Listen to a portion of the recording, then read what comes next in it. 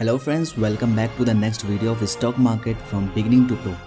Last classes में हमने stock market और शेयर्स को डिटेल में समझा था और आज हम उसी सीरीज को कंटिन्यू करते हुए स्टॉक एक्सचेंज के बारे में जानेंगे। स्टॉक एक्सचेंज को जानने से पहले हम ये जानने की कोशिश करते हैं कि हमें स्टॉक एक्सचेंज की आवश्यकता क्यों हुई, और इसे जानने के लिए हम चलते हैं इतिहास में। आज से कुछ साल पहले जब भी हमारे एंसेस्टर्स को पैसों की आवश्यकता होती थी तो वो अपने आसपास के बड़े बड़े मनी लेंडर या फिर लैंड ओनर के पास जाते थे और उनसे कुछ परसेंट के इंटरेस्ट रेट पर कुछ समय के लिए पैसे बोरो कर लेते थे। लेकिन इंटरेस्ट रेट हाई होने की वजह से कई बार वो पैसे चुकाने में असफल हो जाते थे और इसका फ़ायदा उठाते हुए मनी लेंडर उनके प्रॉपर्टी को कब्जा करके उन पर अपना अधिकार जमा लेते थे। लेकिन फिर इस समस्या का समाधान करने के लिए एक फिक्स्ड इंटरेस्ट रेट पर शुरुआत हुई बैंकिंग सिस्टम की। अब कोई भी बड़े आसानी के साथ कम इंटरेस्ट रेट पर पैसे बोरो कर सकता था और इससे सबसे ज़्यादा फ़ायदा हुआ इंडस्ट्रियलिस्ट को। लेकिन इस फ़ायदे के जन्म से शुरुआत हुआ एक बहुत बड़े नुकसान का, जो था लॉस ऑफ कैपिटल अमाउंट। यानी कंपनियां तो पैसे बोरो कर लेती थी, लेकिन अगर उनकी बिजनेस में प्रॉफिट नहीं होता था तो ऐसे केस में उन्हें अपनी कंपनी के एसेट को बेचकर बैंक के इंटरेस्ट पे करने पड़ते थे, जिससे कंपनियां धीरे धीरे बैंकरप्ट की शिकार होती जाती थी और ऐसे में कंपनी को पूरी तरह से बेचकर बैंक के सारे पैसे चुकाने पड़ते थे। लेकिन फिर इटली के कुछ लोगों के मन में यह विचार आया कि क्यों ना लोन की जगह हम पब्लिक से पैसे लें और उन पैसों के बदले हम उन्हें अपनी कंपनी में छोटा सा हिस्सा दे दें, जिससे हमारी कैपिटल अमाउंट सेफ रहेगी और हमें एक बड़े पैमाने पर फंडिंग मिल सकेगी। क्योंकि अब शेयर्स खरीदने के बाद अगर वो शेयर्स को बेचना चाहते हैं तो ऐसे में उन्हें जल्दी कोई बायर्स नहीं मिलते थे और शेयर्स किस प्राइस पर सेल होंगे इसके लिए भी कोई फिक्स्ड पैरामीटर नहीं था, जिससे कहीं ना कहीं पब्लिक को एक बड़ा लॉस बियर करना पड़ता था। और इस प्रॉब्लम को सॉल्व करने के लिए डच ईस्ट इंडिया कंपनी ने पब्लिक और कंपनी के बीच में एक कॉर्पोरेट बॉडी को लाकर खड़ा कर दिया, जिसे आज हम स्टॉक एक्सचेंज कहते हैं। इस स्टॉक एक्सचेंज का काम था कि वो इन्वेस्टर्स और ट्रेडर्स को एक ट्रांसपेरेंट प्लेटफॉर्म प्रोवाइड करे जहां पर बायर्स और सेलर्स अपने शेयर्स, बॉन्ड, करेंसी, कमोडिटी को एक्सचेंज कर सकें। सन 2019 से पहले इंडिया में 28 स्टॉक एक्सचेंज हुआ करते थे, जिनमें से 9 रीजनल स्टॉक एक्सचेंजेस थे जो सरवाइव न कर पाने की वजह से कुछ समय बाद बंद हो गए, और बचे हुए 9 स्टॉक एक्सचेंजेस में 3 कमोडिटी स्टॉक एक्सचेंज थे और एक करेंसी स्टॉक एक्सचेंज, और बाकी के 5 स्टॉक एक्सचेंजेस का यूज इक्विटी मार्केट में किया जाता था। और आज हम इन्हीं स्टॉक एक्सचेंजेस को डिटेल में समझेंगे, जिससे न सिर्फ हम इक्विटी में बल्कि कमोडिटी और करेंसी में भी ट्रेड कर सकें। और इस लिस्ट में नंबर 1 पर है इंडिया का सबसे पुराना stock exchange, Bombay stock exchange. Bombay stock exchange की शुरुआत प्रेमचंद रॉय ने 1875 में करी थी। प्रेमचंद रॉयचंद 19वीं सेंचुरी के सबसे बड़े इंडियन बिजनेसमैन में से एक थे, जिन्हें उस समय कॉटन किंग के नाम से जाना जाता था। सन 1875 में शुरू किया गया बॉम्बे स्टॉक एक्सचेंज एशिया का सबसे पुराना स्टॉक एक्सचेंज है और अपने शुरुआती दिनों में ये stock exchange the native share and stock broker के नाम से जाना जाता था।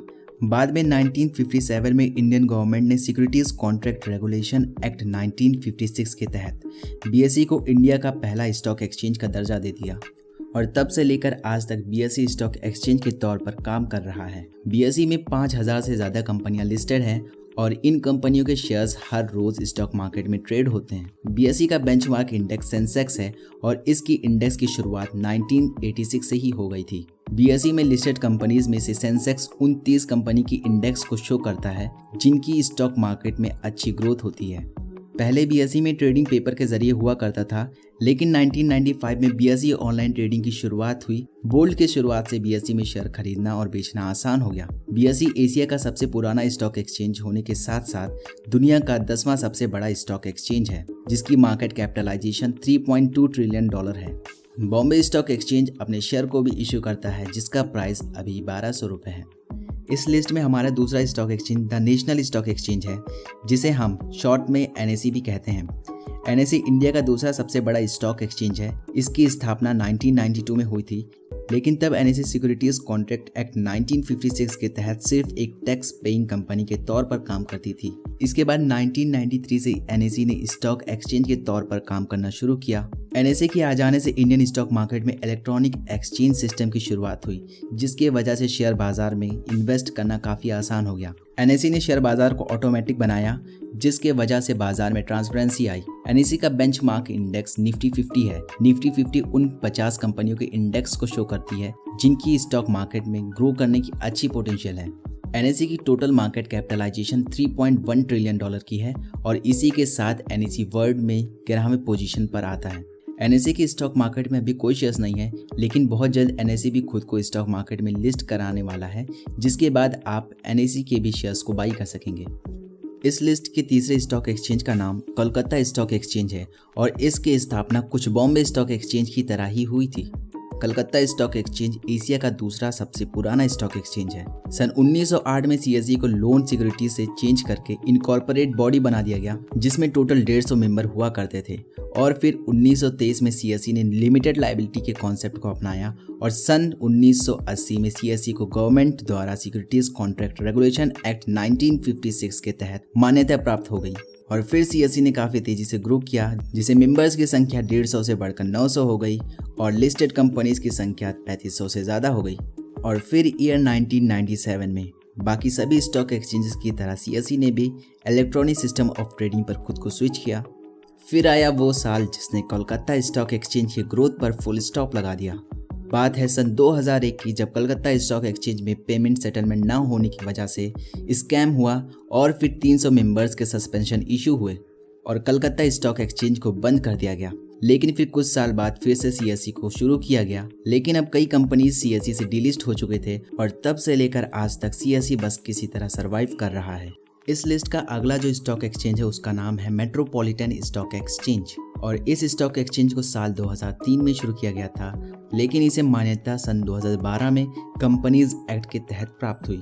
MSE एक हाईटेक प्लेटफॉर्म है जो हमें capital market, future and option, currency, derivative और डेट मार्केट में इन्वेस्ट करने की सर्विस प्रोवाइड करती है और इसके main share holder public and private sector bank और डोमेस्टिक फाइनेंशियल इन्वेस्टर्स हैं। इस लिस्ट का अगला स्टॉक एक्सचेंज BSE के सपोर्ट में स्टैब्लिश किया गया है, जिसका नाम इंडिया INX रखा गया है। जनवरी 2017 में इंडिया का पहला international stock exchange Narendra Modi के द्वारा शुरू किया गया, जिसकी लोकेशन गुजरात के गिफ्ट सिटी में इंटरनेशनल फाइनेंशियल सर्विस सेंटर में है। ये दुनिया के सबसे एडवांस टेक्नोलॉजी से बना है, जिसकी टर्न अराउंड टाइम सिर्फ 4 माइक्रोसेकंड है और ये हर दिन 22 घंटे ऑपरेट होता है और वीक में 6 दिन एक्टिव रहता है। इसके सेशन टाइम सुबह 4:30 बजे से शाम को 5 बजे तक होती है और फिर 5:01 से रात 2:30 बजे तक रहती है। इंडिया INX ने ग्लोबल सिक्योरिटीज मार्केट को भी लॉन्च किया, जो कि एक इंटरनेशनल प्राइमरी मार्केट प्लेटफॉर्म है जो ग्लोबली इन्वेस्टर्स को शेयर में इन्वेस्ट करने की सर्विस प्रोवाइड करती है। इस लिस्ट की अगली stock exchange national stock exchange की ही सब्सिडरी है, जिसका नाम NSE IFSC रखा गया है। 26 नवंबर 2016 को सेबी के द्वारा इस एक्सचेंज को इंटरनेशनल एक्सचेंज इस्टेब्लिश करने की अप्रूवल मिल गई। इस अप्रूवल के बाद आप इंडिया में बैठकर अपने नॉर्मल डीमैट अकाउंट से फॉरेन की फेमस कंपनीज के शेयर्स बाई कर सकेंगे। फिलहाल अभी इसमें ऐसे कोई ट्रेड नहीं हो रहे हैं, लेकिन 9 अगस्त 2021 को NSE IFSC ने ये रिपोर्ट किया है कि बहुत जल्द नेशनल स्टॉक एक्सचेंज के साथ NSE IFSC को कनेक्ट कर दिया जाएगा और उसके बाद बड़े आसानी से आप अपने नॉर्मल डीमैट अकाउंट से शेयर्स बाई कर सकेंगे। ऑलरेडी हमने 6 स्टॉक एक्सचेंजेस को डिस्कस कर लिया है, जिसमें से 5 इक्विटी और 1 करेंसी एक्सचेंज है और अब हम इस लिस्ट के बाकी बचे हुए 3 कमोडिटी स्टॉक एक्सचेंजेस को डिस्कस करेंगे, जिसमें से पहला कमोडिटी एक्सचेंज है इंडियन कमोडिटी एक्सचेंज लिमिटेड। ये एक ऑनलाइन कमोडिटी एक्सचेंज है जिसे सेबी कंट्रोल करता है और इसका हेडक्वार्टर मुंबई में है। ICEX ने दुनिया का पहला डायमंड डेरिवेटिव कॉन्ट्रैक्ट लॉन्च किया है और ICEX हमें एक ऑनलाइन प्लेटफॉर्म प्रोवाइड करता है जिसमें हम एग्रो प्रोडक्ट जैसे spices, oil, sheet, fibre, rubber और नॉन एग्रो प्रोडक्ट यानी डायमंड एंड स्टील्स को बाई कर सकेंगे। मार्केट की ओपनिंग टाइम एग्रो कमोडिटी के लिए सुबह 9 बजे से शाम को 5 बजे तक होती है और नॉन एग्रो कमोडिटी के लिए सुबह 9 बजे से रात 11:30 बजे तक होती है। बात करें इसके शेयर होल्डर्स की तो इसे MMTC, central warehousing corporation, IPL, PNB, Reliance exchange next जैसी बड़ी बड़ी कंपनियां होल्ड करती हैं। बात करें सेकंड कमोडिटी एक्सचेंज की तो उसका नाम multi commodity exchange of India limited है, जिसे हम शॉर्ट फॉर्म में MCX कहते हैं। MCX की स्थापना 2003 में गवर्नमेंट ऑफ इंडिया के द्वारा मुंबई में किया गया था और ये कम्प्लीटली मिनिस्ट्री ऑफ फाइनेंस के द्वारा ओन किया जाता है। MCX इंडिया का सबसे बड़ा प्लेटफॉर्म है जो हमें नॉन फेरस मेटल, एनर्जी और एग्रीकल्चरल कमोडिटीज जैसे Mentha oil, crude palm oil और कोकोनट में फ्यूचर ट्रेड की सर्विस प्रोवाइड करता है। MCX स्टॉक मार्केट में भी लिस्टेड है, जिसकी अभी करंट शेयर प्राइस 1500 रुपये है और ये बहुत ही ज़्यादा रिस्की स्टॉक है। लेकिन MCX की मार्केट में मोनोपोली है, तो अगर आप इसे बाई करना चाहते हैं तो अपने रिस्क पर बाई कर सकते हैं। फाइनली इस वीडियो का जो लास्ट कमोडिटी एक्सचेंज है उसका नाम national commodity and derivative exchange है, जिसे हम शॉर्ट में NCDEX कहते हैं।